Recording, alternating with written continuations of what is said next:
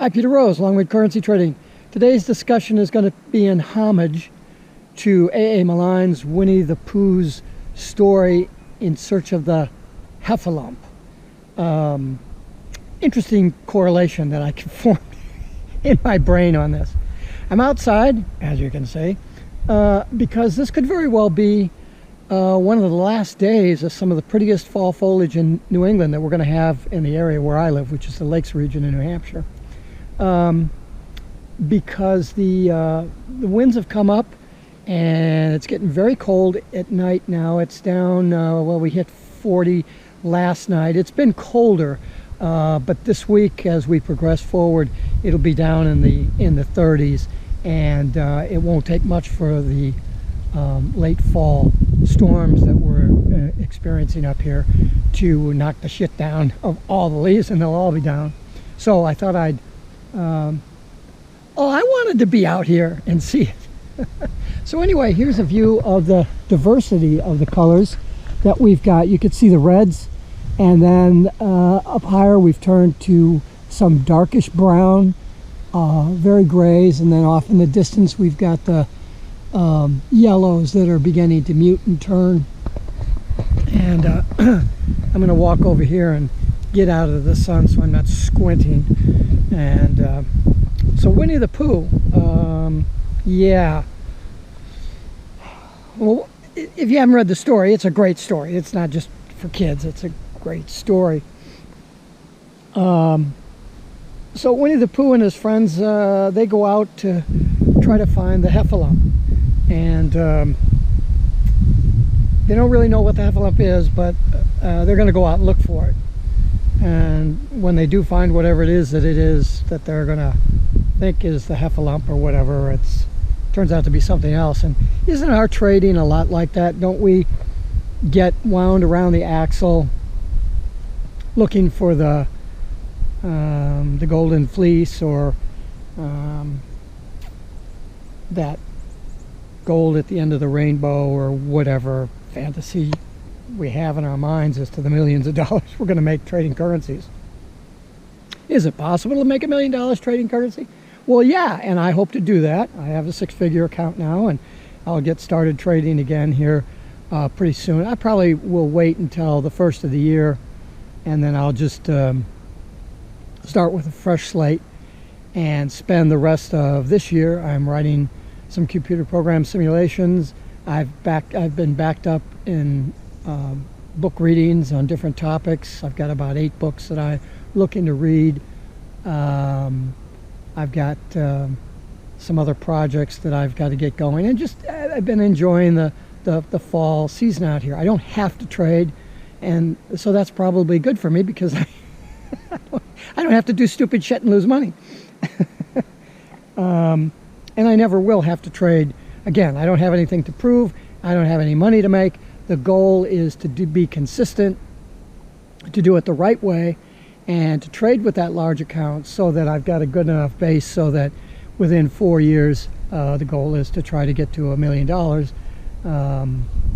I mean, you know, in my real estate trading, I think I made my first $1 million in 10 or 12 years or something like that.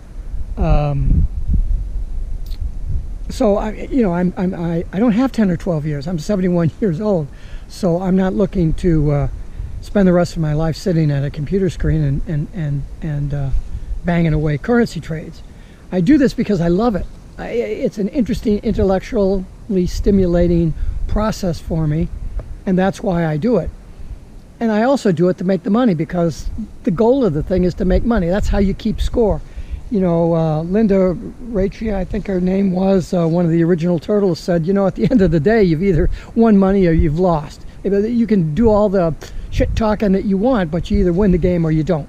So that's the purpose of the thing. Now, I know, and I've had a video, don't trade to be a millionaire, but, you know, when you're 21 years old or 22 years old and you're looking for a solution in life as to how to make money other than through your boss or something, screaming at you to hit your numbers, or you're going to hit the door, or if you're in your 50s and you're looking for some way to augment either income or net worth growth, into your latter years, because you're starting to experience either your body's wearing out from the hard physical work that you're doing, or that you're beginning to experience some age discrimination in what you're doing. It doesn't make any difference. Currency trading is something that not everybody can do. And in fact, most folks can't do it. And the reason isn't because it's tough. The reason is because you're either trying to do it for the wrong reason, just to make money, and you'll fail, or you're I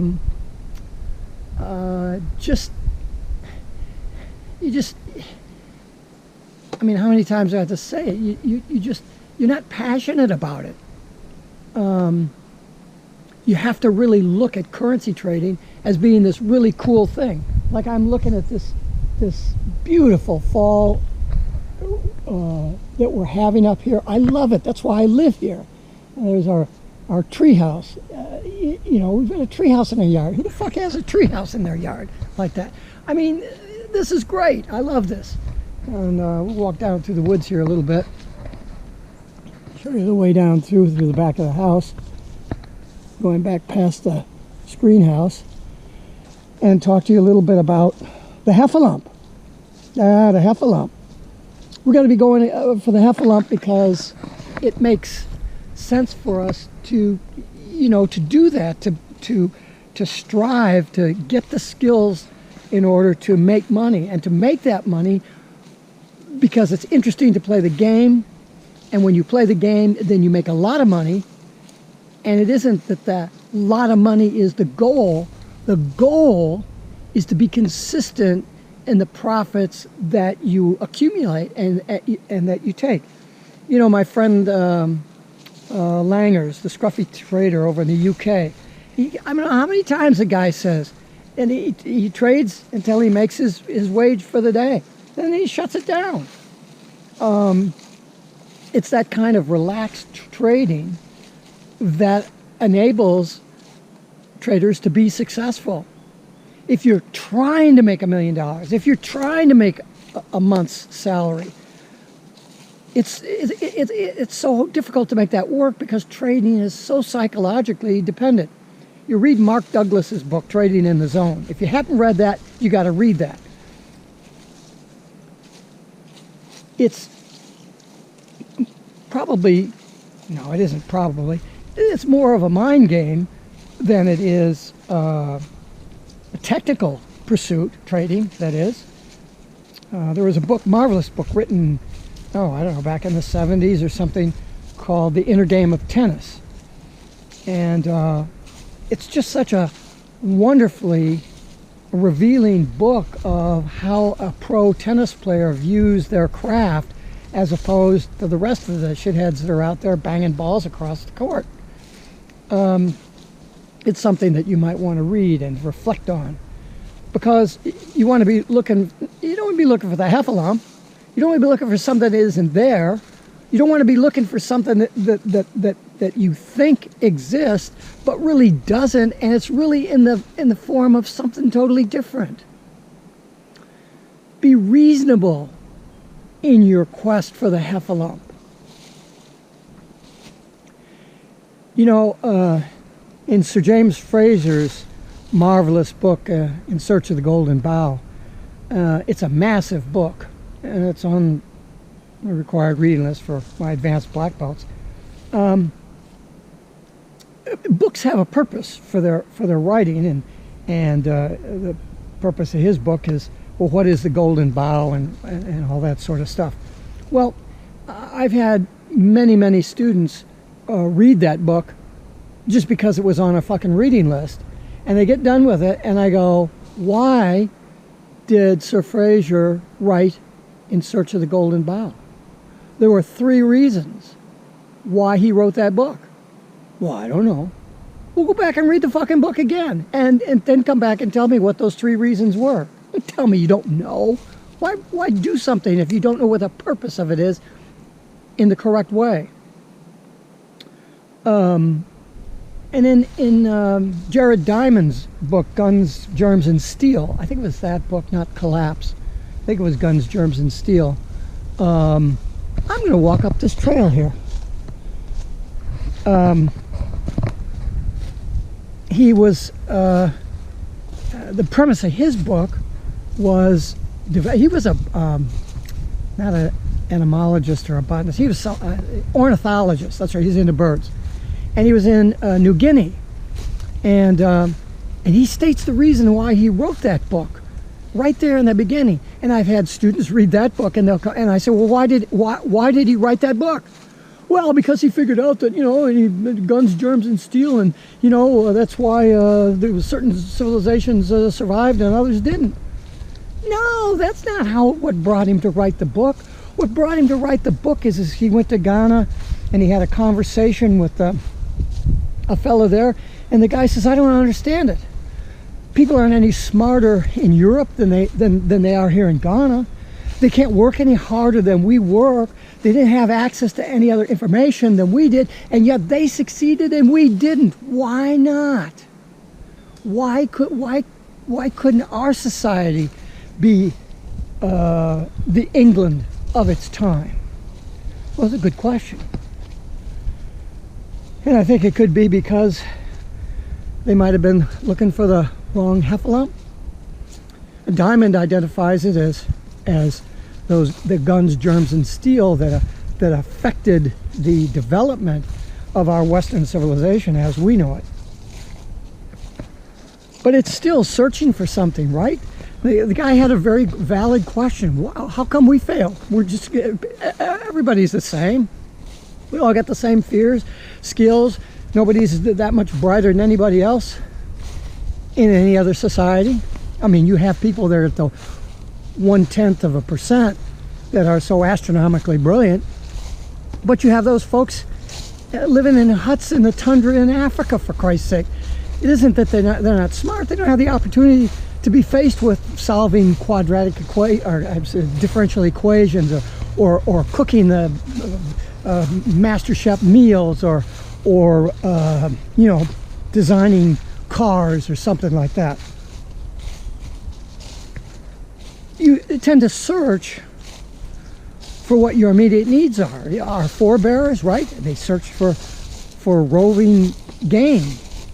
It wasn't until later that they settled down and took up farming. There's some marvelous stories of the American Plains Indians and how they transitioned from hunters to farmers, and how their civilization then developed from there. And precursor to that was the Incas and their civilization, how that developed. Those are macrocosms to the microcosm problems that we face as traders in searching for whatever it is that we're going to do. See, here's our tree house, and down that path, I think I'm going to go down back in the yard this way. No, I think I'll go this way because I want to show you I want to show you the millionaire car I have. In Search of the Heffalump is from Winnie the Pooh, is an analogy to our need to not cloud our view of our trading process or what we're trying to do with visions of, what do they say in the Christmas movies, candy canes dancing in their heads and all that crap, but with the reality of what we're trying to do and a reasonable plan as to how to get there. Okay, I'm going to show you my millionaire car. You know, you see all these traders and stuff with their Lamborghinis and their fancy cars, their BMWs and scoops and all that kind of crap and chrome. You know, I like to show off my millionaire car that I work with so hard to get, and that I'm very happy with. And there it is, a 2003 Subaru Forester, and we call it the Tank. I think I've mentioned this in other videos, because who the hell needs a Lamborghini up here, for God's sake? Look at this area. I'll take you out on the road like I did in another earlier video that I had, and show you what the vision is. I mean, you know, there could be a stupid reason for not having a fancy car. I have a practical reason. Look at the beauty of the nature that I'm surrounded with.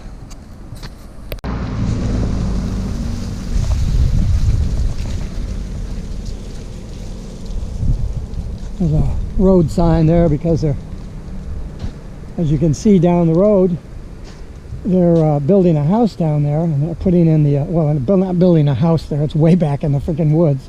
Got about 18 acres they have. But that's, they're putting in the electric lines. But anyway, you look at the road.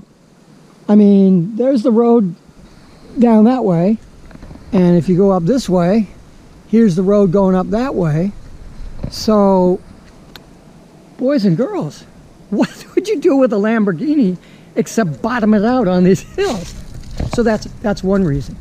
The real reason that I have the tank is because what am I going to do with a Lamborghini?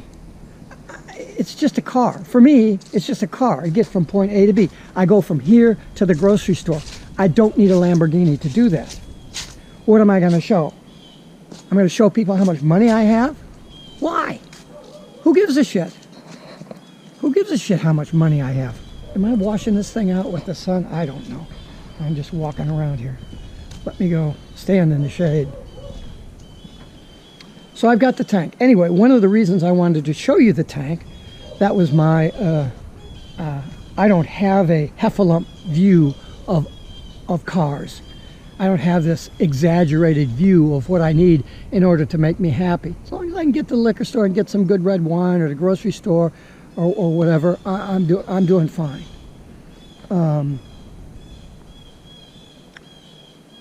The reason I brought the tank up is because the tank has died. My son's an auto mechanic, and he's determined that putting further money into repairs on the tank would be counterproductive. And so I'm on a quest to buy my next vehicle. It ain't going to be a BMW, it's not going to be a Lamborghini, not going to be a Range Rover.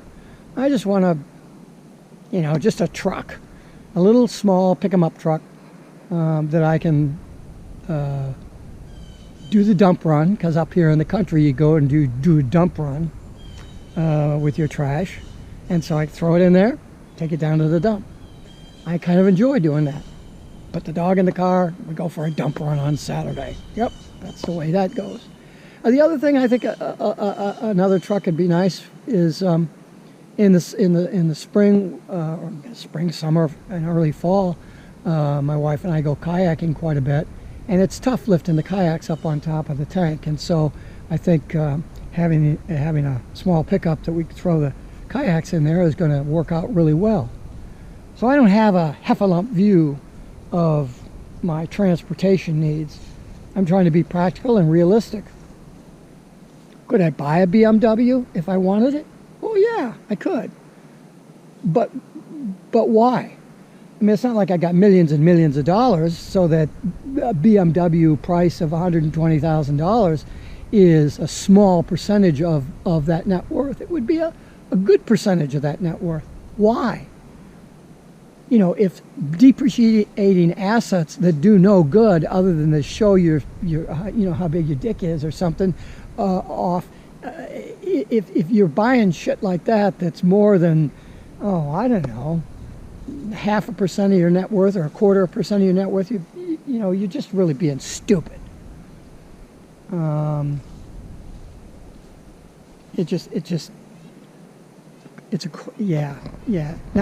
Not 25% of your net worth, 1/4% of your net worth. And that could be, that, who cares? I'm just throwing crap out there because I don't give a shit, and you know that. How are we going to look at our trading so that we're not searching for the Heffalump? I can't answer that for you. I can only give you examples of what, as the Buddhist would say, right living, right thinking, right thinking, right living would lead you to, what kind of conclusions they would lead you to. The idea is to be happy in life. What's going to make you happy in life? You know, Tommy Lee said, we're not here for a long time, we're here for a good time. Well, that doesn't mean that you get drunk and you pillage the environment. It means that you do what I'm doing right now. I'm outside having a good time, chatting at you folks. There might even not even be anybody watching. I don't care. I'm having a good time being outside in the beauty of the nature that around me, that I paid cash for this house and the barn and the acreage that I have. And that's what the worth of life is. Not how much money you have or how fancy of a car you have, but how good of a trader are you? Can you win the game? And can you have fun doing it? And does the money that you make from that game cause you to make more money? Or do you use that money?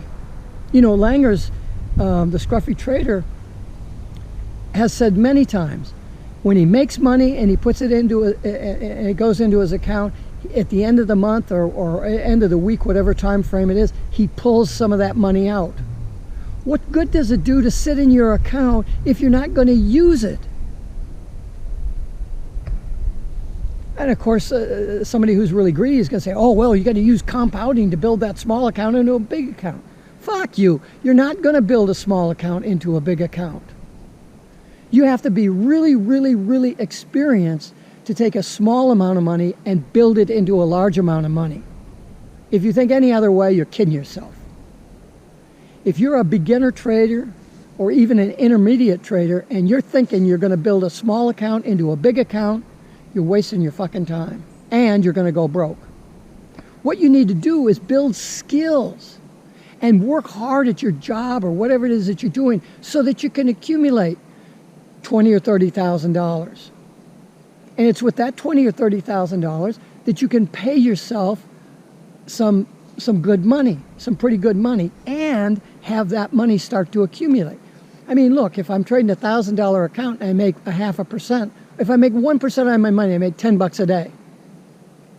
Okay? So that I make $50 a week. Great. But what if I had a $100,000 account? Now I'm making $500 a week. Now you're doing some stuff, right? It's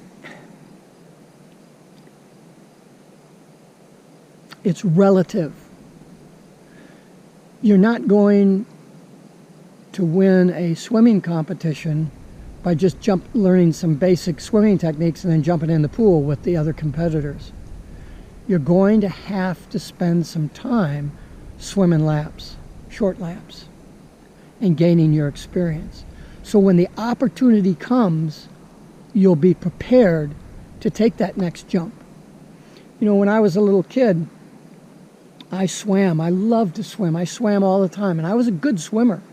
And one day my dad had me I was too young to be at the pool by myself, so my dad was with me, and one of the lifeguards came over and said, hey, I noticed you swimming out there. You look pretty good. Are you on a swim team? And I go, no.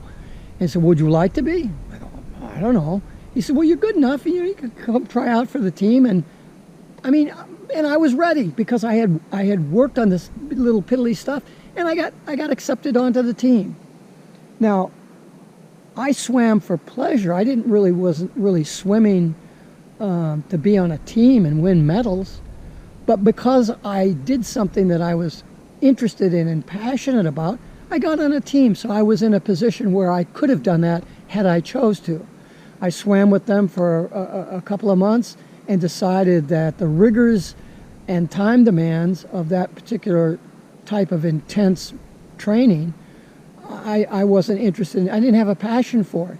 I could have forced myself to do that, just like you can force yourself to trade because you're looking for money. I could have forced myself to swim to win medals, but I wouldn't have been any good because I didn't have a passion for that. I had the passion for slopping around in the pool, and I loved it, and I had a good time. And I can look back on my childhood and say, I had a good time swimming, but I wouldn't have had a good time if I would have been swimming in competition. So if you can't have a good time trading for $1 a point with a $1,000 account, when the opportunity finally comes and you've got $30,000 or $40,000 that you could put into your trading account, you won't have the fucking skills if you don't have the passion for the trading itself. Don't look for the Heffalump. It's not there. It's in another form. Peter Rose, Longwood Currency Trading. Have a great day. Have a great trading day.